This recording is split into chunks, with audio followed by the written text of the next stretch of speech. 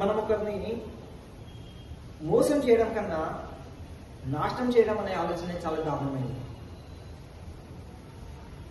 ఊరు జనాలంతా వాడికి సాయం చేస్తున్నారు. ఎందుకంటే ఊరి ప్రజలకు వాడి అవసరం ఉంది కదా, కానీ వాడికి అవసరం లేదు జనాలకి. సో అలాంటప్పుడు మనం చాలా జాగ్రత్తగా ప్లాన్ చేయాలి. ఈ రోజుల్లో ఒకరిని చంపడం చాలా తేలికైపోయిన కారణం వాడిని మనం బలిచ్చినట్టు చంపాలి. అమ్మోరుకు మనం యాటను బలిస్తాం చూడు, ఆ విధంగా ఉంటాం.